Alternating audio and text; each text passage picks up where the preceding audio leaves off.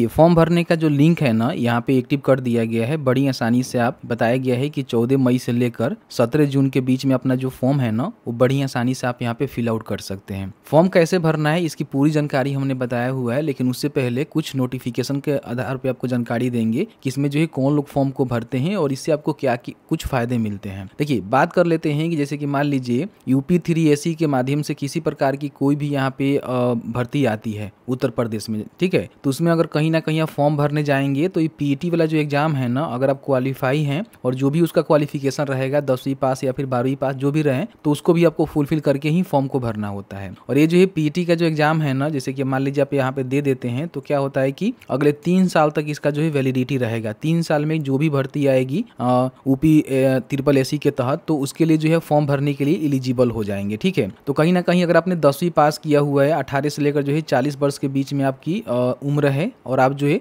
जो UP 3SE का जो फॉर्म है वो भरना चाहते हैं तो भर लीजिएगा। ठीक है, कैसे भरना है पूरी जानकारी हमने इस वीडियो में कवर किया हुआ है। बाकी यहाँ पे देखेंगे नोटिफिकेशन के आधार पर इनकी पूरी जानकारी बता दिया गया है कि 14 से आवेदन शुरू किए गए हैं, 17 तक फॉर्म को भरेंगे और 24/6 तक इसमें शुल्क जमा कर सकते हैं और संशोधन भी आप कर सकते हैं। ठीक है, फॉर्म भरने के लिए इसी वेबसाइट पे आपको आना होगा, जिसका लिंक हमने डिस्क्रिप्शन बॉक्स में दिया हुआ है। क्लिक करके आप यहाँ पे आ सकते हैं। देखेंगे तो यहाँ पे इसका जो एग्जामिनेशन का नेम रहता है प्रीलिमिनरी एलिजिबिलिटी टेस्ट, इसको यानी कि PET बोला जाता है, जो कि उत्तर प्रदेश के जो भी अभ्यर्थी हैं, फिर मान लीजिए अदर स्टेट वाले भी हैं तो फॉर्म को भर सकते हैं। फॉर्म भरने के बाद अगर इसको क्वालिफाई करते हैं, कुछ कटअप रहते हैं उसको क्वालिफाई कर लेते हैं, तो फिर यहाँ पे UP SSS के द्वारा कोई भी भर्ती निकाली जाती है तो उसका जो है फॉर्म भरने के लिए आप यहाँ पे एलिजिबल हो जाते हैं। फॉर्म भरने के लिए अप्लाई ऑनलाइन के बटन पे आपको क्लिक करना है। यहाँ पे देखेंगे तो पूरी जो है एज भी आपको देखने को मिल जाएगा। क्वालिफिकेशन आप यहाँ पे क्लिक करके चेकआउट कर सकते हैं। तो यहाँ पे देखेंगे 10+2 आप हाई स्कूल आपने पास किया हुआ है तो मैंडेटरी है। बाकी इंटरमीडिएट वगैरह अगर अभी आपने ये सारे क्वालिफिकेशन में लिया हुआ है तो फॉर्म को भर सकते हैं, लेकिन कम से कम 10वीं पास यहाँ पे होना जरूरी है। फॉर्म भरने के लिए यहाँ पे देखेंगे तो कैंडिडेट रजिस्ट्रेशन का जो है बटन आपको देखने को मिलेगा, जिसपे क्लिक करना है और इसमें सारे गाइडलाइन को पढ़ने के बाद यहाँ पे टिक करना है, I एक्सेप्ट के बटन पे क्लिक करना है। यहाँ सबसे पहले क्या पूछता है समझिए, क्या आपको पूर्व के वर्षों में आयोजित किसी प्रारंभिक अर्हता परीक्षा की पंजीकरण संख्या ज्ञात है? अगर आपके पास है तो डाल सकते हैं, नहीं तो यहाँ पे नो करेंगे, प्रोसीड के बटन पे क्लिक करेंगे। आपके सामने जो है कुछ इस तरह से फॉर्म खुल के आएगा, जहाँ पे कुछ स्टेप है जिसको कंप्लीट करके आपको जो है फॉर्म को भरना होता है, जिसमें सबसे पहले एप्लीकेशन वाला जो स्टेप है ना वो आपको कंप्लीट करना होता है। तो इसमें आपको जो है कैंडिडेट का जो नेम है वो आपको यहाँ पे लिखना होता है, फिर यहाँ पे उनके फादर या फिर हस्बैंड का नेम लिखेंगे, मदर का नेम यहाँ पे लिखेंगे। आपको जो है रिजर्वेशन का बेनिफिट मिलेगा, नहीं है तो यहाँ पे सीधे नो कर सकते हैं। अदर स्टेट से आते हैं तो अपना स्टेट का जो सिलेक्शन है आप यहाँ पे कर सकते हैं कि आप जो है कौन से स्टेट से आते हैं और फॉर्म को यहाँ पे भरना चाहते हैं। ठीक है, तो एक बार चेक कर लीजिएगा। आगे हम बताएंगे कैसे जो है फॉर्म को भरना है, लेकिन उससे पहले आपको बता देंगे कहीं ना कहीं UP 3SE का आप PET का जो प्रारंभिक अर्हता परीक्षा है, जिसको आप यहाँ पे मान लीजिए फॉर्म भर रहे हैं और तैयारी करना चाह रहे हैं, तो कहीं ना कहीं चक्षु प्रकाशन के द्वारा इसके लिए जो है बेस्ट यहाँ पे स्टडी जो गाइड बुक है ना आपको देखने को मिल रहा है। 22+ जो है बहुविकल्पीय प्रश्न यहाँ पे सॉल्व पेपर आपको देखने को मिलेगा, जिससे आप सॉल्व से जो है देख सकते हैं कि किस तरह से इसका जो क्वेश्चन आता है और किस तरह से उसको सॉल्व किया जाता है। ठीक है, इसके साथ ही साथ इसका जो है प्रेसी सेट भी आता है, जो कि आप कॉम्बो पैक में ले सकते हैं। तो दोनों का लिंक हमने डिस्क्रिप्शन बॉक्स में दिया हुआ है, जिसके माध्यम से UP SSS का तैयारी आप करना चाहते हैं तो कहीं ना कहीं ये बुक आप परचेज कर सकते हैं और इससे अपना जो तैयारी है वो बेहतर कर सकते हैं। ठीक है, तो एक बार इसको चेकआउट कर लीजिएगा। अब यहाँ पे मान लीजिए फॉर्म भरने के लिए आपका, जैसे अगर आप बिहार से हैं तो चाहते हैं फॉर्म को भरना है तो भर सकते हैं, नहीं तो उत्तर प्रदेश से हैं तो यहाँ पे यस करेंगे तो यही वाला ऑप्शन आपके पास आ जाएगा। यहाँ पे देखिए, अगर आप फ्रीडम फाइटर उत्तर प्रदेश के हैं तो यस करके उसका बेनिफिट ले सकते हैं। अगर आप एक सर्विसमैन से है तो यहाँ पे यस करके उसका बेनिफिट ले सकते हैं। किस प्रकार के हैं, नहीं तो नो करेंगे। अगर आप विकलांग है तो यहाँ पे यस करके बेनिफिट ले सकते हैं। बाकी अगर आप स्किल्ड प्लेयर हैं उत्तर प्रदेश में तो आप यहाँ पे बता सकते हैं कि हाँ हम हैं, तो आपको रिजर्वेशन का बेनिफिट मिलेगा, नहीं तो यहाँ पे नो करेंगे। यहाँ पे अपना जो होम डिस्ट्रिक्ट है वो बताना है। अगर आप अदर स्टेट से होंगे तो अदर स्टेट भी आपको देखने को मिलेगा, लेकिन उत्तर प्रदेश से हैं तो उत्तर प्रदेश का ही सिलेक्शन करने का ऑप्शन आपको देखने को मिलेगा। होम डिस्ट्रिक्ट यहाँ बताएंगे, अपना जो भी कैटेगरी है, किस कैटेगरी से आते हैं, जिस भी कैटेगरी से आते हैं उस कैटेगरी का सिलेक्शन यहाँ पे करेंगे। ठीक है,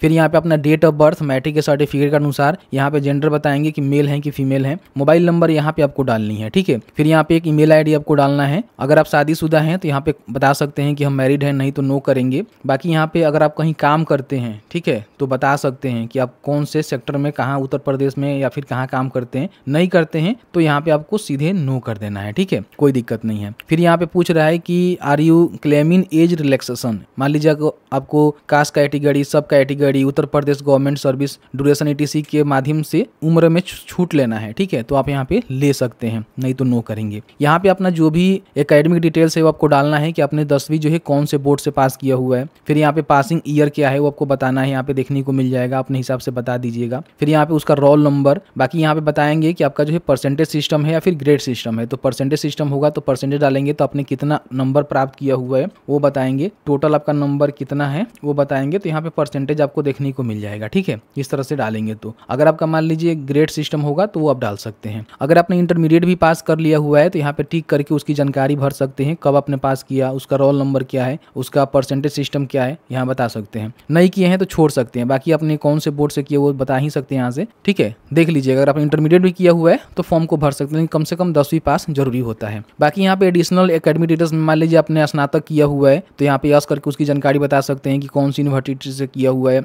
उसका रजिस्ट्रेशन पासिंग ईयर क्या है, ठीक है, सेंट्रल रोल नंबर वगैरह वगैरह क्या है बता सकते हैं, परसेंटेज बता सकते हैं कि परसेंटेज है या फिर ग्रेड ऑफ सिस्टम है। नहीं किए हैं तो यहाँ पे नो ही रहने देंगे। अगर आपने पीजी किया हुआ है तो ये भी बता सकते हैं, यस करके यहाँ पे जो भी जानकारी है उसको भर सकते हैं। ये तो भरना आसान है, भर नहीं लेंगे, कोई दिक्कत नहीं है। नहीं तो यहाँ पे नहीं करेंगे। फिर यहाँ पे जो भी वेरिफिकेशन कोड है जो कि लिखा है इसको यहाँ पे लिखेंगे, सबमिट के बटन पे क्लिक करेंगे तो यहाँ पे आपका जो रजिस्ट्रेशन है ना कंप्लीट हो जाता है और आपको जो है प्रीव्यू भी यहाँ पे देखने को मिल जाएगा। इसको एक चेकआउट कर लीजिएगा, देख लीजिएगा। फिर यहाँ पे आपको जो है फोटो एंड सिग्नेचर अपलोड करना है, तो click here to proceed for photo and signature के बटन पे क्लिक करेंगे। यहाँ पे आपको फोटो और सिग्नेचर अपलोड करना है। तो सबसे पहले फोटो का जो साइज रहेगा 50 से लेकर जो है 100 KB में रहेगा, 3.5 cm इंटू 4.5 cm में इसका डायमेंशन होनी चाहिए। सिग्नेचर आपको जो है 30 KB से लेकर 50 KB के बीच में बनानी है। फोटो यहाँ पे सिलेक्ट करके अपलोड कर सकते हैं, बना लीजिएगा फोटो, बहुत ही आसानी से IM रिसाइजर से बना सकते हैं। सिग्नेचर की हम बात करें तो आपको सबसे पहले जो है पेपर पर यहाँ पे अपना नाम लिखना है, जो आपका पूरा नेम होता है, जो कि पढ़ने योग्य हो। ऐसा नहीं है कि आप घसेट के लिख देंगे, मतलब जिस तरह साफ सुथरा नाम होता है उस तरह से लिखेंगे और उसके बाद ऊपर अपना जो सिग्नेचर जिस प्रकार से आप करते हैं वो करेंगे, जो कि इमेज में यहाँ पे दिखाया गया है, और इसको यहाँ पे अपलोड करेंगे। उसके बाद यहाँ पे कंटिन्यू का बटन जो है इनेबल हो जाएगा, कंटिन्यू के बटन पे क्लिक करेंगे। यहाँ पे आपके सामने जो है कुछ इस तरह से इंटरफेस यहाँ पे देखने को मिलेगा। यहाँ पे आपको टिक करना है, ठीक है। टिक करने के बाद यहाँ पे जो भी आपने जानकारी फिल आउट किया हुआ है वो जानकारी यहाँ पे आपको देखने को मिल जाएगा। इसको एक बार चेकआउट कर लीजिएगा, ठीक है। बाकी यहाँ पे अपना जो भी एड्रेस है ना वो आपको अब फिल करना है, ठीक है। लेकिन उससे पहले ध्यान रखिएगा यहाँ पे जो भी क्वालिफिकेशन नेम है, जैसे कि आप यहाँ पे बता सकते हैं प्रिफरेंशियल क्वालिफिकेशन होता है, इसमें प्रिफरेंस आपको देखने को मिलता है, जैसे कि आर्मी वगैरह वगैरह में आपने काम किया होगा तो यहाँ पे यस नो तो पहले ही बताए हुए हैं, दे सकते हैं, ठीक है। नहीं तो यहाँ पे छोड़ दीजिएगा। अगर आपके पास इस प्रकार का नेशनल जो कैडेट कॉप बी सर्टिफिकेट होता है अगर है तो यहाँ पे यस कर सकते हैं, अन्यथा इसको नो करेंगे, ठीक है। उसके बाद नीचे आएंगे तो यहाँ पे अपना जो एड्रेस है ना परमानेंट यहाँ पे फिल करना है, जैसे कि अपना केयर ऑफ का नेम लिखेंगे, जैसे कि आपके जो भी गार्जियन है माता पिता में जो केयर ऑफ में डाल देंगे। यहाँ पे जो भी आपका हाउस नंबर विलेज नंबर यहाँ पे लिखेंगे, पोस्ट ऑफिस सिटी यहाँ पे लिखेंगे, स्टेट का और डिस्ट्रिक्ट और पिन कोड यहाँ पे लिखेंगे। दोनों सेम है तो यहाँ पे टिक कर देंगे, दोनों सेम हो जाएगा, ठीक है। उसके बाद यहाँ पे टिक रहता है, आपको यहाँ पे डिक्लेरेशन को जो है एक्सेप्ट करना है कि हाँ मैं एक्सेप्ट कर रहा हूँ। उसके बाद यहाँ पे प्रीव्यू के बटन पे क्लिक करेंगे। यहाँ पे आपने जो भी जानकारी को फिल आउट किया हुआ है पूरी जानकारी आपको देखने को मिलेगा, जिसको आपको चेकआउट कर लेना है। नीचे आने के बाद आपको लगता है कि सभी जानकारी सही है तब यहाँ पे आपको कैप्चा को फिल करके सबमिट करना है। लेकिन आपको लगता है कि कुछ आपने गलती कर दिया हुआ है तो बैक जाकर इसको एडिट कर लीजिएगा, ठीक है। उसके बाद यहाँ पे सबमिट के बटन पे क्लिक करेंगे तो इस तरह से आपका जो फॉर्म है ना यहाँ पे सबमिट हो जाता है सक्सेसफुली। अब यहाँ पे आपको जो है पेमेंट करना है, तो देखेंगे 95 रुपये का जो है पेमेंट यहाँ पे करना पड़ रहा है। तो क्लिक हियर टू पे द रिक्वायर्ड फी के बटन पे क्लिक करेंगे। यहाँ पे आपको डिटेल्स देखने को मिलेगा। नीचे आपको स्टेट बैंक ऑफ इंडिया का जो है पेमेंट करने का गेटवे मिलेगा, जिस पे टिक करना है। इसको यहाँ पे टिक करना है। प्रोसीड फॉर फी डिपोजिशन के बटन पे क्लिक करना है। फी का पेमेंट करने के लिए प्रोसीड के बटन पे क्लिक करेंगे तो आपके सामने जो है पेमेंट गेटवे खुल के आ जाएगा, जहाँ पे debit card, credit card, SBI credit card, internet banking, UPI, NEFT, SBI branch, जिससे भी आप पेमेंट करना चाहते हैं यहाँ पे पेमेंट कंप्लीट करेंगे तो आपका जो प्रिंट आउट है ना आपके पास निकल के आ जाएगा। उसको जो है प्रिंट करके अपने पास सुरक्षित रख लेना है। तो इस तरह से बड़ी आसानी से स्टेप बाय स्टेप जो फॉर्म है ना वो भर सकते हैं। फॉर्म भरने में कहीं भी किसी प्रकार की कोई समस्या आ रहा है आप हमें जरूर बता दीजिएगा, उसके लिए हम अलग से वीडियो लाने की कोशिश करेंगे।